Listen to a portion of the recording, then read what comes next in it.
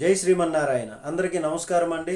ఒక భాగస్వామి ఒక వ్యక్తి జీవితాన్ని ఆనందమయం చేయవచ్చు, లేదా అతని జీవితాన్ని నరకం కూడా చేయవచ్చు. భాగస్వామిని ఎంచుకోవడం చాలా తెలివితో చేయాల్సినటువంటి పని అండి. అది స్త్రీలు కానీ పురుషులు కానీ.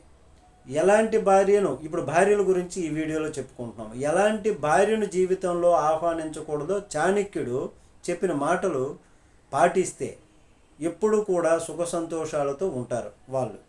ఒక అమ్మాయిలో కొన్ని ప్రత్యేక దుర్గుణాలను ప్రస్తావించారు చాణక్యుడు. ఇలాంటి లక్షణాలు ఉన్న అమ్మాయిని అబ్బాయిలు గుర్తించాలని, వారిని తమ జీవిత భాగస్వామిగా చేసుకోకూడదని చెప్పారు ఆయన. ఏ అమ్మాయిలోనైనా ఈ దుర్గుణాలు లేకుండా చూసుకోవాలి. అలాంటి అమ్మాయి కనిపిస్తే ఆమె చెడ్డ భార్య అవుతుందని తెలుసుకొని ఆమెతో వైవాహిక జీవితాన్ని గడపడం అసాధ్యమని, ఇంట్లో గందరగోళంతో పాటు అన్ని ప్రతికూల పరిస్థితులు ఎదురవుతాయి కాబట్టి ఆ దుర్గుణాలు కలిగినటువంటి అమ్మాయిలను దూరంగా ఉంచాలని చెప్పారు చాణక్యుడు. ఆ దుర్గుణాలు ఏంటో ఇప్పుడు ఈ వీడియోలో మనం తెలుసుకుందాం. మొట్టమొదటిగా అందం మీద అహం. ఒక అమ్మాయి తన తెలివితేటల కంటే తన అందానికి ఎక్కువ విలువనిచ్చి తన అహంలో మునిగితే ఆమె ఎప్పుడూ సంతోషంగా కానీ సంతృప్తిగా కానీ ఉండదండి. ఈ రకమైన స్త్రీ మరొకరి గురించి ఏ విధంగా ఆలోచిస్తుందండి? ఆలోచించలేదు కదా. అందం మీద వ్యామోహంలో ఉండిపోతుంది. పెళ్లి తరువాత ఆమె తన భర్త లేదా కుటుంబంలో ఉన్నటువంటి సభ్యుల క్షేమం గురించి ఆలోచించలేకపోవడానికి ముఖ్య కారణం ఇదే.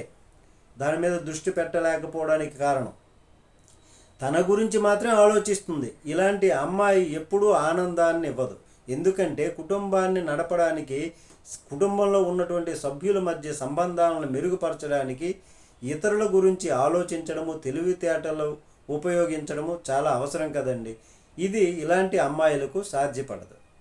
రెండోది, మొరటిగా మొండిగా ఉంటారు. అలాగే ఇతరులను కించపరుస్తారు, తేలికగా మాట్లాడతారు, హేళన చేస్తారు. ఒక స్త్రీ మొరటిగా ప్రవర్తించిన, ఇతరులను అవమానించడానికి వెనుకాడకపోయినా ఇట్లాంటి లక్షణాలు కనబడితే ఆమెను కొంచెం దూరంగా ఉంచడం ఉత్తమం.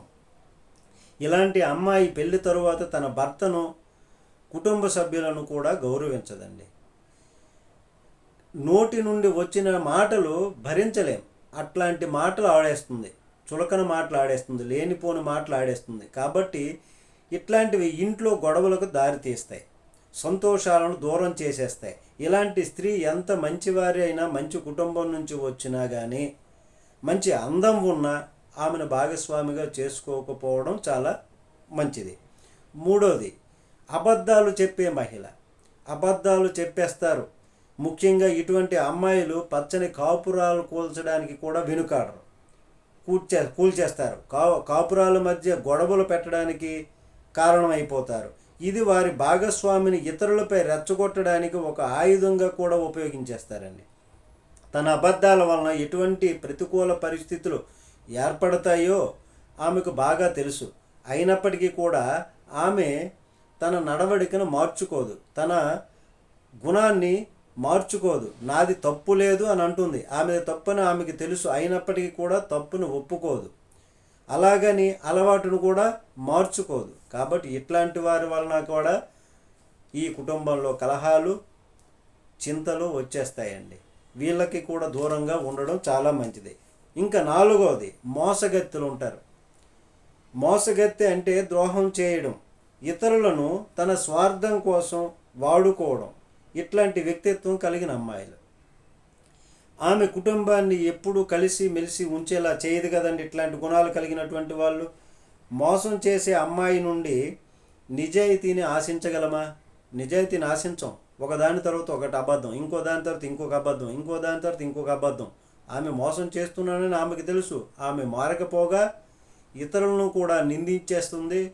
ఇతరులను నిందించి వాళ్ళని కూడా సంతోషంగా ఉండనివ్వకుండా చేసేస్తుంది. ఇలాంటి అమ్మాయిలు జీవితంలోకి అడుగు పెట్టాలని ప్రయత్నించిన హద్దులు విధించి ఆదిలోనే వారికి అట్లాంటి వాళ్ళకి దూరంగా ఉండడం శ్రేయస్కరం అండి.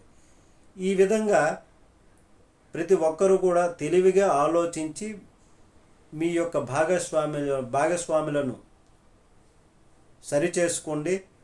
జీవితాంతము సుఖ సంతోషాలతో ఉంటారు, స్త్రీ కానీ పురుషుడు కానీ. ఇరువురు కూడా. జై శ్రీమన్నారాయణ.